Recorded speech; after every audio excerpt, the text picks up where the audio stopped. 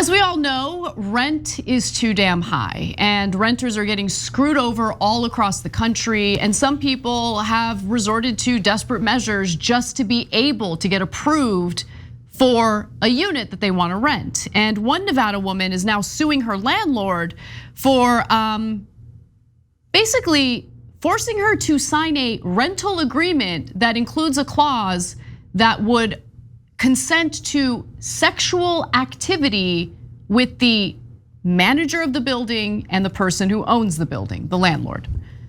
So former Las Vegas real estate broker and property manager Allan Rothstein is being sued in federal court for harassment, fraud, and housing law violations after allegedly requiring a woman to sign a housing contract that promised she'd give him oral sex for 5 years, according to a lawsuit filed in 2019. I'm guessing that this lawsuit is taking some time because of the pandemic, because again, it was filed several years ago. Nonetheless, Candy Torres filed her complaint against Rothstein as well as the property's owner. His name is Kyle Putney. Torres, who sought to rent from Rothstein and property owner Kyle Putney with her 5 young children, claimed that during the process of trying to rent from them, Rothstein demanded that she give him a hand job. When she refused, he required her to sign a contract titled, quote, direct consent for sexual intercourse and or fellatio or cunnilingus before he would allow her to rent the apartment. And unfortunately, she was desperate. She was homeless prior to this and desperately needed housing for herself and her 5 children. By the way, America, one of the richest countries in the world. What a wonderful place to live, right? That she felt like she had no choice but to just sign the agreement. According to the lawsuit, Rothstein had already dragged Torres, who was applying to rent the property through Section 8 housing laws, through a long process involving multiple payments, fees, and cleanings of the apartment that she did herself. At the time, Torres and her children, again, were living in a hotel. They were homeless. Yeah. So Section 8, for those who might not know, it's a federal program that funds local housing authorities to help people who can't afford rent. It should be far more robust than it is, but it's one of these tiny social safety nets that we have in place. Okay, so we're gonna tell you some of the absurd parts of the contract in a second. You're gonna wanna hear that. But so first thing I thought as I was reading the beginning of the story is, why would you sign this contract? It's absurd. And she turned him down already, so it's not like she's planning to follow through on it. And then when I read the part that Anna just read to you guys about how desperate she was, I was like, duh, yeah, of course. You should never project your situation on someone else. And so she's in a super tough spot. Otherwise, she might be homeless again if she doesn't get that apartment. So she says, all right, I'll sign whatever the stupid thing you want. I'm not gonna do anything, but I gotta get this apartment. So remember, a lot of people are under dire situations and tremendous duress, and that's why absurd things like this happen. Now, on the flip side is, why bother having them sign a contract that is obviously not enforceable? You can't go to court and be like, Your Honor, she signed a contract for oral sex and I haven't received any this month. They're gonna laugh you out of court, and depending on the jurisdiction, they might arrest you. So unfortunately, this is the sad part. He probably makes them sign it because some people get intimidated and think that it's real. They're not lawyers. They don't know it's not enforceable. They don't know that it's absurd, right? And he asked for the hand job in the beginning. As I was reading this story, at first I thought it was funny because the contract's so over the top and so dumb and so ridiculous. Then I realized, oh no, some people probably believed it. They should go to prison, okay? There should be a robust investigation to see if there are other victims who did fall for it. It's disgusting. These people are freaking disgusting. To exploit a woman who has 5 children and is desperate for housing, to do this to her? Can you imagine? Like, I have trouble imagining the moral depravity of that. That he probably sees the 5 kids in the other room, and he's trying to intimidate her at her weakest spot to try to coerce her into some sort of sexual action.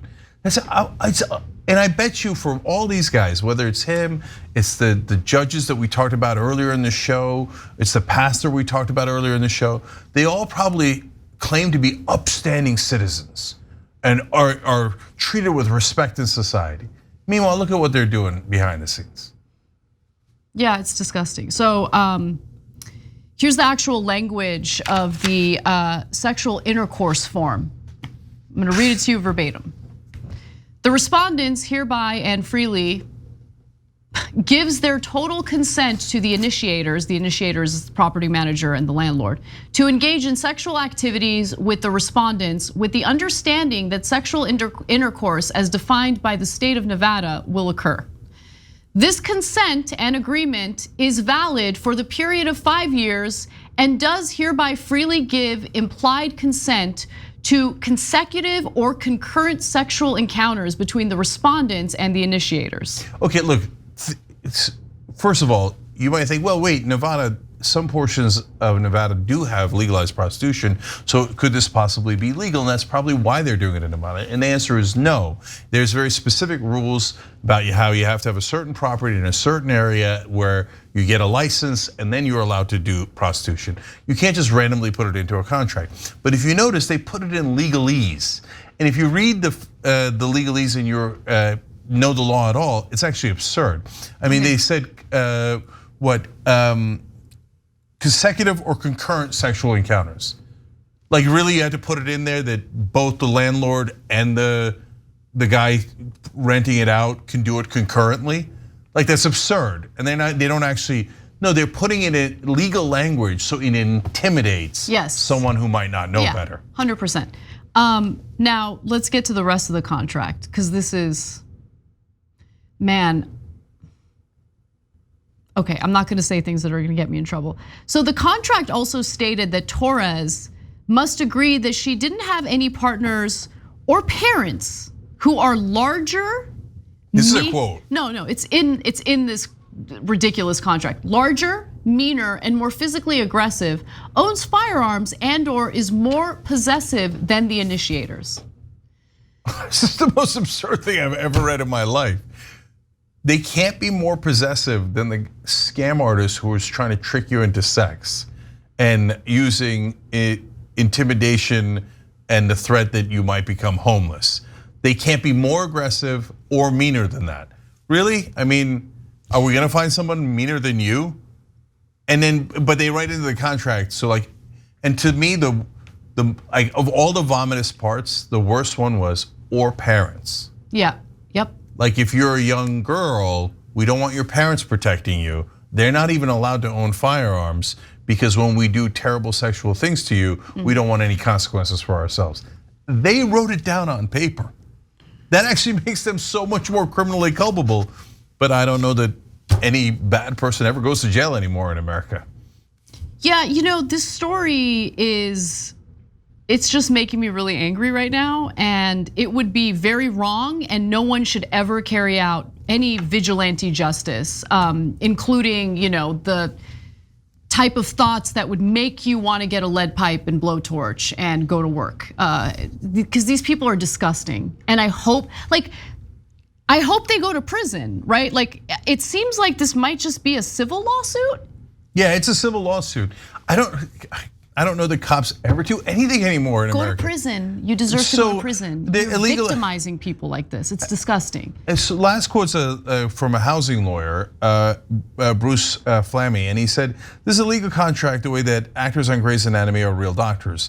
This is literally not worth the paper it's printed on." But he's slightly wrong there. It's actually an admission or a confession, and the cops can use it against them. But that would require cops to just put down a donut for once and actually go protect the citizens. I mean, look here, I'm gonna give you one last part of the contract because every part of it is over the top absurd. It also required her to attest that she wasn't, quote, under the influence of an incapacitating intoxicant, aphrodisiacs, or psychoactive substances, including but not limited to alcohol, drugs, oysters, whatever that drug is, truffles, sea cucumber, strawberries, lobster, dark chocolate, cocaine, LSD, cannabis, or any other mind-altering chemical or substance, nor have they been given the same by the initiators. So while we're sexually molesting you under duress, we don't want you eating strawberries and oysters. These people are freaks, man. And like, if this isn't an open and shut case for you yet, let's go to the final graphic. Because the guy's a lunatic, okay? This is his website. This is what his website looks like, lunatic. What is going on here? Disaster. I'm just so sick of these stories about involving people with some power, people with means, people with money, like raining terror on desperate individuals who just need their basic needs met. Well, that's 100% what's happening, because these guys were around for years and years and years. And the only thing that's ever happened, as far as we know and as far as the news is reporting, is this one civil lawsuit. Are there any cops in the world? Will they ever protect someone who isn't rich? I mean, look, I think we should forward this. Like everyone in the audience, we should forward this to the local prosecutor and be like, what's up, bro? You gonna do anything about this? I'm serious. Maybe. Are you gonna do a damn thing about this? There's evidence. There's a freaking contract. There's evidence. You know what a prosecutor or cops can do? They can go and ask the women who have rented from these guys for years and years and years. My guess is it would take work though, Cenk. Yeah, that would take like it would take policing. A couple of hours of work, and I bet you that you're gonna get instantly tons of women who say, yeah, they did this to me, they did that to me, they did this, right? But my God, it does require a little bit of police work. And we wouldn't want to bother you guys. Thanks for watching The Young Turks, really appreciate it. Another way to show support is through YouTube memberships. You'll get to interact with us more. There's live chat emojis, badges. You've got emojis of me, Anna, John, JR. So those are super fun. But you also get playback of our exclusive member-only shows and specials right after they air. So all of that, all you gotta do is click that join button right underneath the video. Thank you.